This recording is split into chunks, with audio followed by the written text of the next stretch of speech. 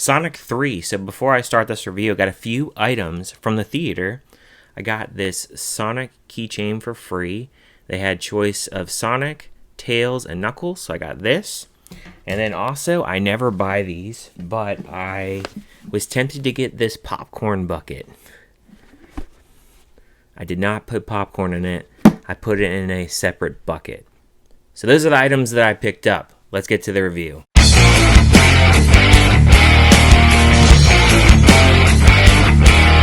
Thank you guys for clicking on this video. My name is Ryan. If you're new to the channel, definitely hit that subscribe button. I definitely want to grow this channel here at the end of 2024 and into early 2025. So today we're going to be talking about Sonic 3. This is directed by Jeff Fowler, and he's done all the other Sonic films, and he's also done the Knuckles series as well. The film, it stars Ben Schwartz, Jim Carrey, Idris Elba, Krysten Ritter, James Marsden, and many other characters as well.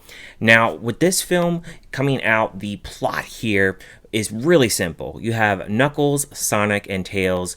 They are teaming up to try to defeat the almighty Shadow. They have some alliance of some people that they've had in the past in the other movies, and then also some new characters as well to help out along the way to defeat Shadow. Now, I'll first start off by saying in the positives that I do think they do a really good job here of getting right into the action. Literally within the first 15 minutes of this movie, we're already getting into action, and it starts off in Tokyo, Japan, in which Shadow, he ends up getting out of this tube in which he is a scientific experiment in which he has been locked in this tube for 50 years.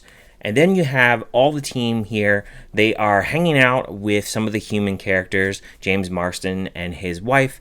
They are out in the woods, and they get this call that they need help from the government, that Shadow has escaped, and so they need to go track him down. And the thing that I really like about this movie is just the way that they give the screen time to all the different characters here.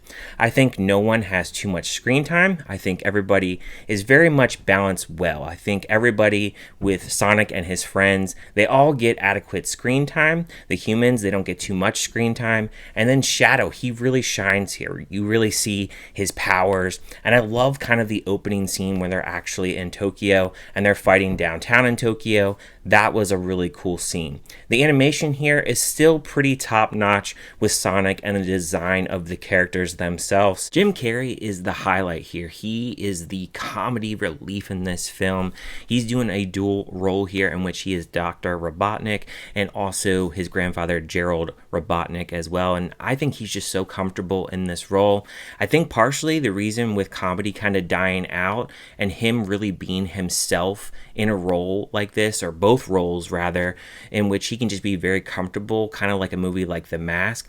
I think he's just completely comfortable in the role, and the fact that obviously with comedy just kind of changing and like the landscape of it, I think he just fits these roles very, very well. So you can really see that he's having a really good time, and hopefully he will stick around. You know, you've heard where he's gonna possibly retire. I hope not, because I think he's really great in both these roles here and really helps carry the film and just kind of throw in that comedy that you actually need within these films. Now, from a negative standpoint, I would say the story isn't as strong as maybe the other two movies, but I do think even though it has that lack of story that necessarily isn't like the greatest, I have heard that it does follow a lot of the games and a little bit of the backstory of the games. I don't know a lot about it, but I have heard some things about the games and a couple friends that have filled me in about some of the things that happens in the games, in which this is kind of like a little synopsis in which they kind of cover certain things from the game, but necessarily don't dive into everything, and they kind of simplify it a little bit. So I think from that aspect, it seems like it follows the games to a certain point. So I think on that aspect, it seems like they really are really embracing the games and really trying to make this very much a fanfare, with also having the kids involved, adults, and just maybe newcomers to Sonic as well. Another negative would be a lot of people don't really like the fact that there's humans involved. And here, I think, again, they have a little bit of a role in here, but I don't think it's something where it's like a Godzilla where they're on screen for like an hour, or it's like a big pivotal part of the movie. But they're in the movie, I would say, a decent amount, which could be a negative for some. I also mentioned that I did like the comedy, but I do think at times the comedy is just a little bit stretched, a little bit too much. I think Jim Carrey at times is maybe just a little bit too much over the top, and I think the comedy, it can kind of outstretch from the adults a little bit and go a little bit more towards playing towards the kids a little bit. So I think on that front, it's trying to balance out all its audience members and make it more so that it's more a widely type of film in which comedy can be embraced by both adults and kids as well. But as far as the score goes for this film, I would give it a 3.5 out of 5. It's one of those films that I can say that it doesn't have the strongest of story. It has a lot more action, I would say, than the first two films. It still has the human element, and I think that if you're looking for a villain like Shadow, played by Keanu Reeves, which I do think he does a great job here in this role, and I think that he just fits the role rather well, I do think you're going to get a lot of the things that you're looking for in this movie.